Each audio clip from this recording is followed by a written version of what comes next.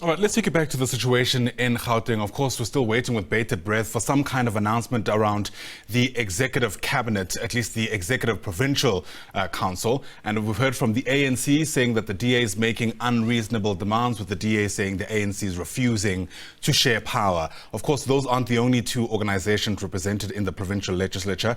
ActionSA is also there, and its chairperson in Gauteng is Ngobeni, who joins us now for his reaction to what's taking place. Funzi, lovely to see you. Welcome to the SABC News channel.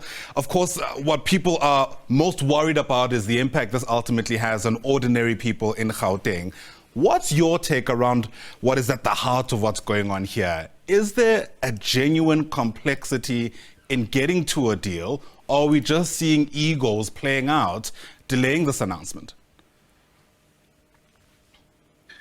Yeah, thank you very much, Ayanda, and good morning to the viewers.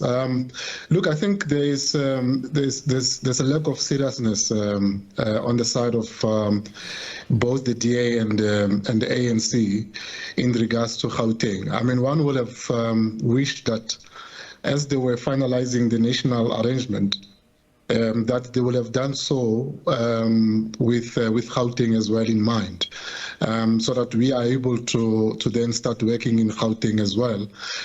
You'll remember that this is the second time that the Premier is asked or instructed to postpone the announcement.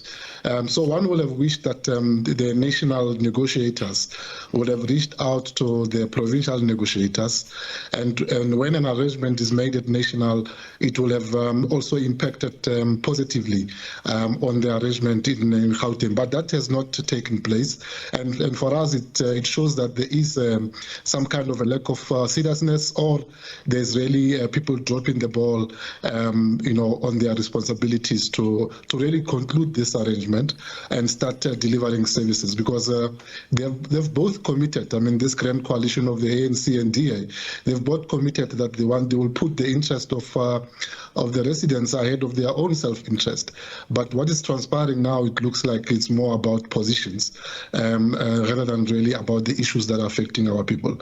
And that's really, really a shame. Yeah, ActionSA has a number of seats in the provincial legislature as well. And I wonder what kind of voice you can lend to this impasse, even though, I know ActionSA is not part of the GNU, but surely your voice can mean something.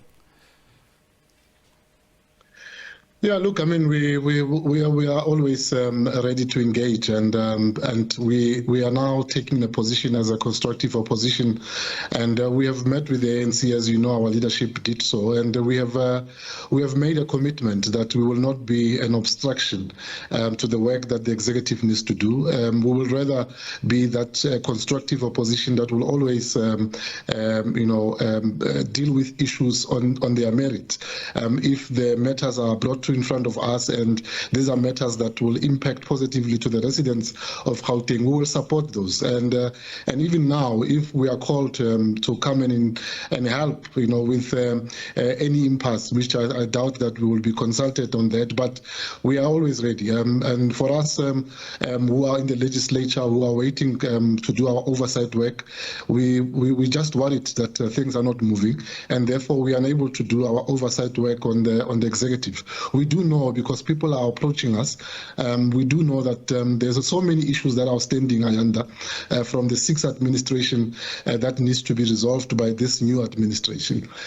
People are approaching us. Some of them are actually camping at offices of departments.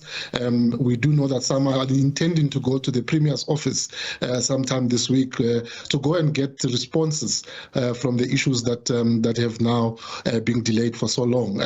And the longer this impasse continue, the more these issues will start piling up. You will have seen, for example, with the Nasi Spani issue, and you will have seen with the social development, service providers who are still waiting to be paid by the department from the work that they did in the 6th administration. And those type of issues, they really need the executive to be there. The Premier alone will not be able to address all these matters. So It's important that these parties really need to put their self-interest aside and really focus on finding each other and a solution that will eventually get us an executive in Gauteng, and we can be able to start doing the work. Sure. The DA is being accused of negotiating in bad faith. The ANC, and more specifically, Panyaza Lesufi, is being said to not be willing to share power. To what extent do you reckon, from your perspective, personalities are interfering with what ultimately needs to be done? You know, I think you make a good point that, frankly, we were initially told that the Government of National Unity's deal is inclusive of Gauteng and KwaZulu-Natal. KZN went ahead seemingly smooth. We have a deal at national level. It almost feels like the only thing that's exceptional about what's taking place in Gauteng is the people who have to sit down and get to this deal.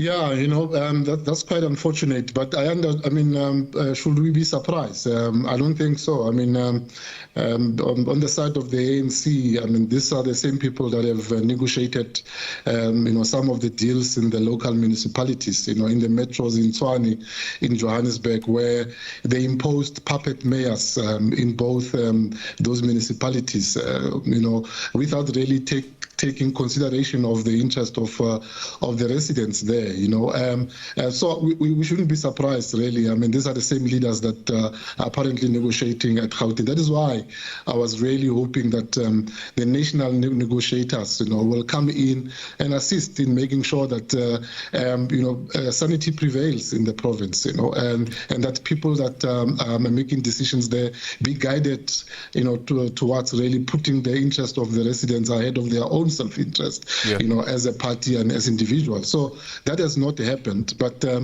we're now hoping that now that the national office of the ANC have called them to order, we're hoping that the president of the country and the general secretary general of the ANC, all of them, they need to really come to Gauteng and assist these colleagues to really seal this deal, because indeed, I mean, it's worrying, because you can just imagine, after these national negotiators left and going back to their jobs, and then we have to run government in Gauteng.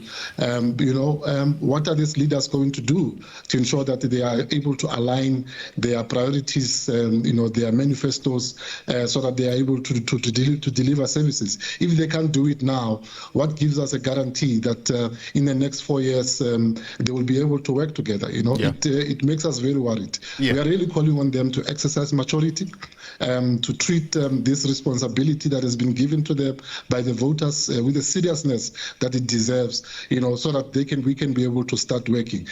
Because really, politicians cannot be holding South Africans at ransom like we are doing currently. It's unbecoming, and it shouldn't be tolerated at all. Yeah, I mean, Panyaza Lesufi still went ahead and gave the assurance yesterday that there will be an announcement today, even though, as far as we know, nothing has moved insofar as the impasse is concerned.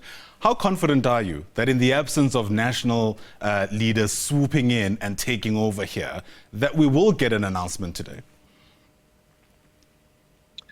Well, unless there is a mediation from the national, I'm not hopeful. I mean, as I indicated, unfortunately, there seems to be really a lack of maturity on both sides, and really people not really wanting to put their interest aside. I think we can only pray and hope that the national negotiators, the national offices of these two parties will come and rein them in and ensure that we are able to get something going in the province. We cannot wait any time longer.